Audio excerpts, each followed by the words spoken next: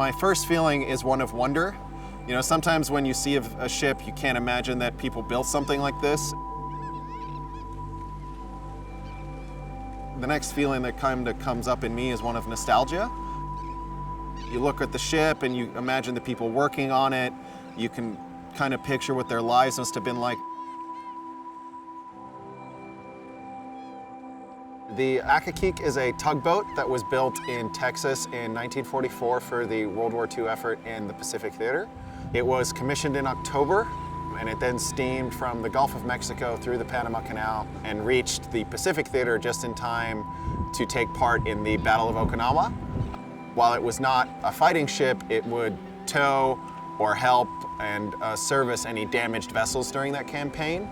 It was decommissioned in 1976, and then it was transferred down to Panama City for use by the Navy Diving Unit, and they sunk it as an artificial reef in 1987. The depth of the Accokeek is for the more advanced open water diver or deep diver. It's from 74 to 100 feet, so you'll definitely want to consider something like nitrox to give you a little bit more bottom time. The bow was at exactly 74 feet when we descended upon it, and the sand was just about 100 feet. Got 25 feet of vertical profile to play with there, from the top of the pilot house all the way down to the props at the stern. The Accokeek's superstructures are very interesting. When you swim into the pilot house, it's connected to the lower decks through openings that you can swim through relatively easy because it's wide and open and there's not a lot of down. So it's relatively safe to swim from one deck to the other within the superstructure. It's fun to do and an interesting experience. There's some really cool portholes that you can look into and see some of the inside of the wreck. The Accokeek actually has a lot of large marine life. There's lots of amberjack swimming around, tons of mangrove snapper, and then there's some small little creatures like some small shrimp or some small little cone snails and things like that. There's wildlife all over the ship. There's a really good chance you'll see a Goliath grouper or maybe even 3. They're fascinating, very large fish, and that's the first place I saw a Goliath grouper, which was very exciting. Goliath grouper is the largest grouper species. It's absolutely massive. I am 6'4" and it's almost as big as I was.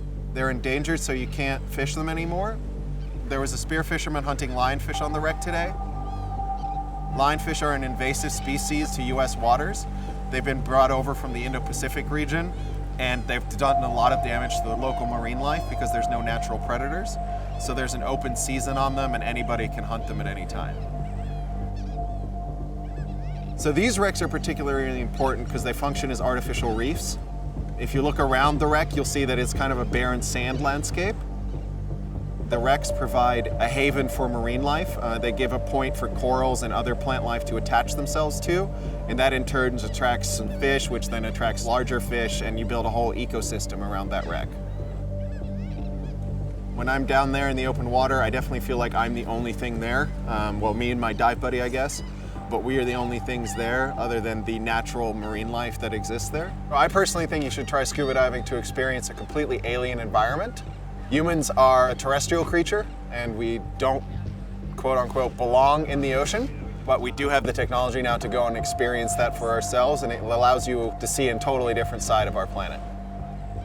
Other than that, you know, it's the sheer emptiness is kind of something like when you look out and you don't really see anything except blue water, and your imagination kind of takes hold to think of what all else is out there.